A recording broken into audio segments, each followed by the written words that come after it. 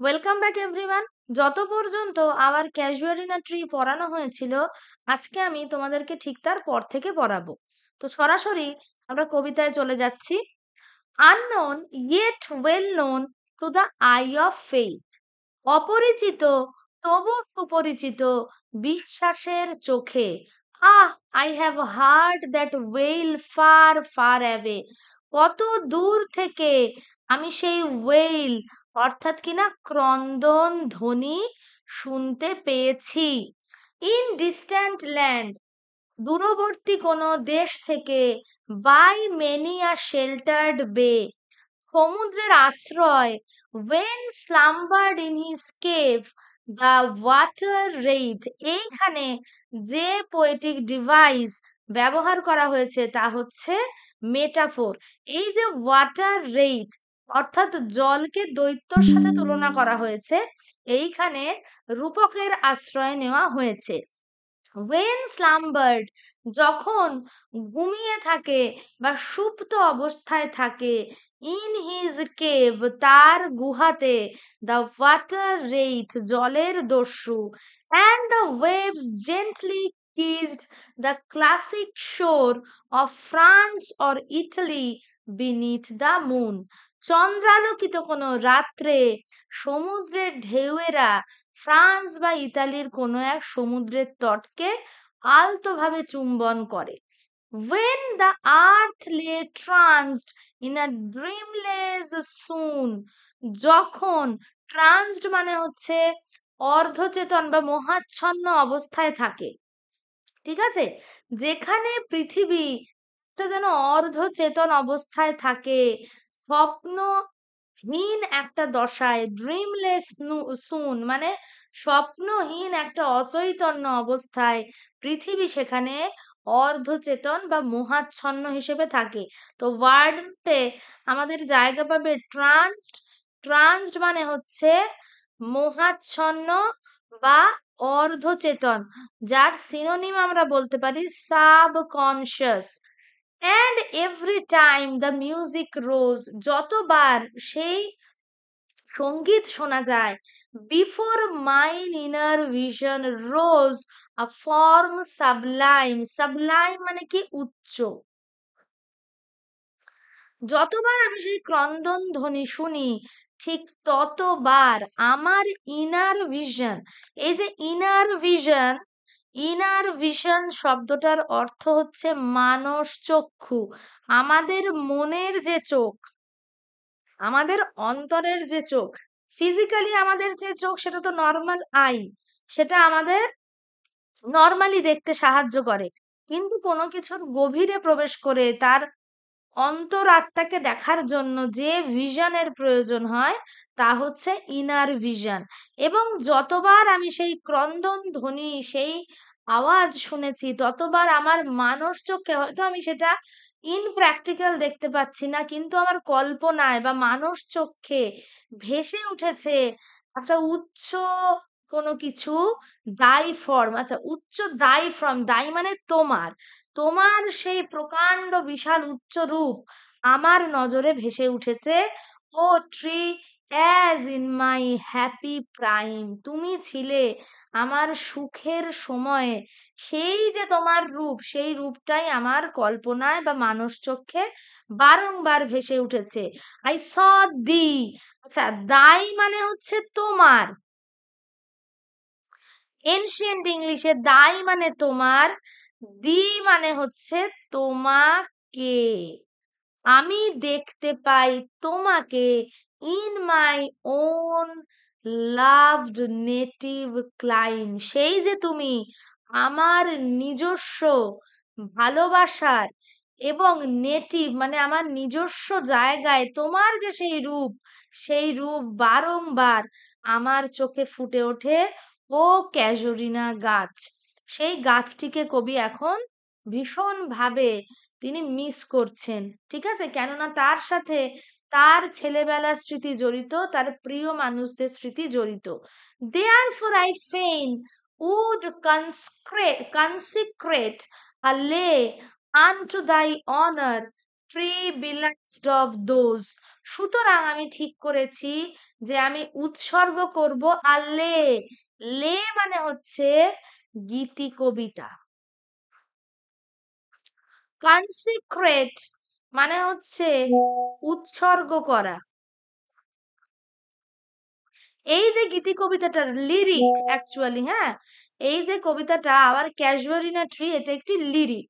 তো আমি ঠিক করেছি আমি তোমাকে উৎসর্গ করব, এর সিনোনিম কি, ডেডিকেট, ডেডিকেট করব একটা গীতি কবিতা, আনটু দাই অনার, তোমার সম্মানে, ট্রি বিলাভড অফ দোজ, হে গাছ তুমি যে প্রিয় ছিলে তাদের, হু নাও ইন ব্লেসড স্লিপ, যারা এখন চির নিদ্রায় ঘুমিয়ে পড়েছে, ফর আই রিপোজ, আই মানে হচ্ছে আবার এনশিয়েন্ট ফর্ম, এর যে বর্তমান প্রেজেন্ট ফর্ম সেটা হচ্ছে অলওয়েজ, কেননা সেখানে সব সময় মানে তোমাকে তারা ভালোবাসতো যারা চিরতরে নিদ্রায় ঘুমিয়ে পড়েছে, চির বিশ্রামে যারা গেছে তারা, dear then life to me alas were they, তারা আমার কাছে আমার জীবনের থেকেও প্রিয় ছিল।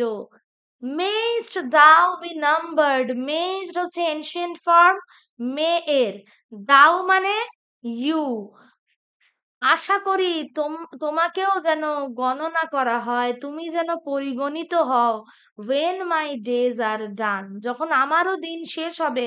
কবি তার যে একদম এল্ডার সিস্টার অরু, তিনি যখন মারা গেছিলেন তখন কবি একদম ডিপ্রেশনে চলে গেছিলেন, তিনি এটা বুঝতে পেরেছিলেন যে আমারও শেষের দিন আগত। কি মানে এতটাই ট্রাজিক এন্ডিং, যেটা কখনোই ভাবা যায় না যে তিন সন্তানের তিন সন্তানই বাবা মায়ের একই অসুখে মারা গেল। এবং এই যে কবি তিনি এত দুঃখ পেয়েছিলেন যে তার আরোই মানে মৃত্যুর প্রতি তার যে একটা উৎসুক ভাব প্রকাশ পেয়েছিল, তিনি আর বাঁচতে চাইতেন না, কাইন্ড অফ ডিপ্রেসড ছিলেন। কেন দেখো এত অল্প বয়সে তিনি বলেছেন, মেস্ট দাও দাও be numbered when my days are done, এত কম বয়সে কেন মৃত্যু চেতনা আসছে বা মৃত্যু চিন্তা আসছে, তার কারণ হচ্ছে তার যে সিবলিংসরা তারা মারা গিয়েছিল এবং তিনি নিজেকে ভীষণ একা বোধ করতেন পৃথিবীতে। তো আমার যখন দিন শেষ হয়ে যাবে হে ক্যাজুয়ারিনা বা হে প্রিয় ঝাউ গাছ, আমি চাই যেন তোমাকেও আমার সেই স্মৃতির মধ্যে পরিগণিত করা হয় বা তোমাকে যেন গণনা করা হয়। যতদিন মানুষ এই কবিতা পড়বে, যতদিন এই সৃষ্টি থাকবে, ততদিনই সবাই জানবে যে না, কবির আঙ্গনে বা কবির প্রাঙ্গণে একটা বড় ক্যাজুয়ারিনা ট্রি ছিল। যেমন ওল্ড সিলেবাসে আমরা পড়েছিলাম sonnet 18 shall I compare thee, তো সেইখানে শেক্সপিয়ারও একই কথা বলেছিলেন। শেক্সপিয়ার যে যতদিন আমার এই সৃষ্টি থাকবে ততদিন আমার ওই বন্ধু যে সূর্যের মানে গ্রীষ্মের যে সূর্য তার থেকেও বেশি টেম্পারেট ছিল, তাকে যেন মনে করা হয়। তো এখানে কবিও চেয়েছেন যে তার যে সৃষ্টির মাধ্যমে সেই ক্যাজুয়ারিনা যেন অমর হয়ে যায়, অন্তত যতদিন মানুষ তার কবিতা পড়বে, তিনি যখন থাকবেন না তখন যেন ক্যাজুয়ারিনা সকলের কাছে পৌঁছে যায়। ঠিক আছে, with deathless trees like those in Borrowdale, এইখানে একটা ব্যাপার আছে, what is the significance of the trees of Borrowdale, বোরোডেলের গাছগুলোর তাৎপর্য কি, বোরোডেলের গাছগুলোর তাৎপর্য এখানেই যে বোরোডেলের 4টি ইউ গাছ ছিল, সেই ইউ গাছগুলোকে নিয়ে উইলিয়াম ওয়ার্ডসওয়ার্থ কবিতা লিখে গেছিলেন, যিনি রোম্যান্টিক এজের একজন মোস্ট এমিনেন্ট পোয়েটসদের মধ্যে একজন। তো তিনি এই বোরোডেলের গাছগুলিকে নিয়ে কবিতা লিখে গেছিলেন। তো কবি সেই তুলনা টেনেছেন যে ঠিক বোরোডেলের গাছগুলো যেমন ভাবে অমর হয়ে গেছে কবির সৃষ্টির মাধ্যমে, হে প্রিয় ক্যাজুয়ারিনা তুমিও আমার সৃষ্টির মাধ্যমে ঠিক যেন সেভাবেই অমর হয়ে যাও। and whose awful branches, যার ভয়ঙ্কর যে ডালগুলির নিচে, লিঙ্গার্ড পেল fear trembling hope death and skeleton, যার ভয়ঙ্কর ডালগুলির নিচে, লিঙ্গার্ড মানে কি বলতো, স্থায়ী হয়েছে, বা স্থায়ী হয়েছিল বা দানা বেঁধেছিল, ভয়, ট্রেম্বলিং হোপ, আশা, মানে ভয়, কম্পমান আশা, মৃত্যু, এমনকি কঙ্কাল পর্যন্ত। কিন্তু সৃষ্টির মাধ্যমে আজকে উইলিয়াম ওয়ার্ডসওয়ার্থের কবিতা যারাই পড়বে এই ইউ গাছগুলিকে নিয়ে, তাদের কাছে কিন্তু ইউ গাছগুলি যেন অমর হয়ে গেছে, মানে তারা চোখ বন্ধ করলে এখনো দেখতে পাবে। কবি তার দ্বারাই অনুপ্রেরণা পেয়ে, তার দ্বারা ইন্সপায়ার্ড হয়ে তরু দত্ত ঠিক নিজের ক্যাজুয়ারিনাকে ততটাই সকলের কাছে স্মরণীয় করে যেতে চেয়েছেন। তো এই কারণে বোরোডেলের যে রেফারেন্স কবি ব্যবহার করেছেন, and time the shadow and though weak the words, অবশ্যই আমার মৃত্যু পরবর্তী বা আমার লেখার পরবর্তীতে যত সময় যাবে, হয়তো আমার কবিতার দুর্বলতা বৃদ্ধি পাবে, অর্থাৎ কিনা আমার কবিতা হয়তো আর তত মানুষের কাছে পৌঁছবে না। আস্তে আস্তে কবিতার রিচ বা তার যে মানুষের কাছে পৌঁছে যাওয়ার প্রবণতা, সেটা হয়তো কমবে, কবিতাটা আর অত লোকে পড়বে না।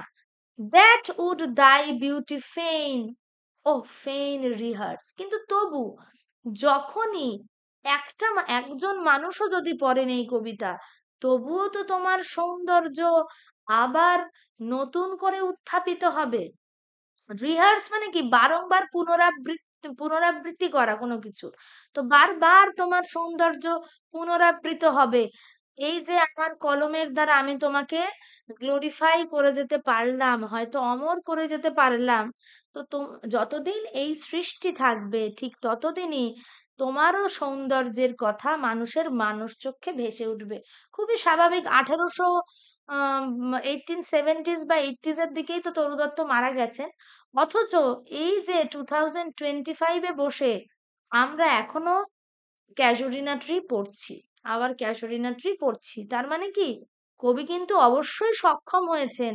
যে তার গাছটি হয়তো বেঁচে নেই, কবি হয়তো জানতেনও না যে গাছটির কি পরিস্থিতি যখন তিনি এই কবিতা লিখছেন, অথচ আজও আমাদের এই আওয়ার ক্যাজুয়ালিনা ট্রি পড়বার পর যখনই আমরা চোখ বন্ধ করব, চোখের সামনে সেই প্রকাণ্ড গাছের মানে অভূতপূর্ব শোভা কিন্তু আমাদের চোখের সামনে ফুটে উঠবে। তো এখানেই সৃষ্টির মাহাত্ম্য, কবির যে সৃষ্টি তার যে মাহাত্ম্য কিন্তু এখানেই ফুটে উঠেছে। May love defend thee from oblivion scars, এই যে আমার ভালোবাসা, যারা চলে গেছে, আমি যাদের প্রাণের থেকেও বেশি ভালোবাসতাম তারাও তোমাকে ভালোবাসতো, এই যে ভালোবাসা, এই ভালোবাসা তোমাকে রক্ষা করবে বিস্মৃতির হাত থেকে। বিস্মৃতির যে অভিশাপ, যে ভুলে যাওয়ার অভিশাপ, মানুষ মনে রাখে না বেশি দিন কোনো কিছু, এই যে বিস্মৃতি, মানে বিস্মৃত হওয়ার বা মানুষের বিস্মৃতির যে অভিশাপ, সেই অভিশাপ থেকে আমার ভালোবাসা, যারা আমার সাথে বড় হয়েছে অথচ আজকে তারা চিরনিদ্রায় শায়িত, তাদের ভালোবাসা, সবাই তোমাকে, মানে সবাই তোমাকে বিস্মৃতির হাত থেকে রক্ষা করবে, এই ভালোবাসা। এবং লেখক কবির যে সৃষ্টিকর্ম, সেই সৃষ্টিক্রিয়ার মারফত তিনি তার ভাই বোনদেরকেও চিরস্মরণীয় করে রেখে গেছেন। কেননা এই কবিতাটি যতবারই কেউ পড়বে, যতবারই কেউ বুঝতে চাইবে এর ব্যাকগ্রাউন্ড, ততবারই কবির সিবলিংসদের কথাও কিন্তু উঠে আসবে। তো খুবই মন ভারাক্রান্ত করা একটা কবিতা আবার ক্যাজুয়ালিনা ট্রি। আশা করি তোমাদের কাছে একদম কনসেপ্ট ক্লিয়ার হয়ে যাবে। চ্যানেলটির সাথে অবশ্যই তোমরা প্রত্যেকে যুক্ত থাকো, চ্যানেলটিকে লাইক, শেয়ার, সাবস্ক্রাইব করো। ক্লাস 11 এবং 12-এর ইংলিশের সমস্ত রকমের টেক্সট, গ্রামার সবই এই চ্যানেলে করানো হবে। সকলে সবসময় আপডেটেড থেকো, সকলে ভালো থেকো।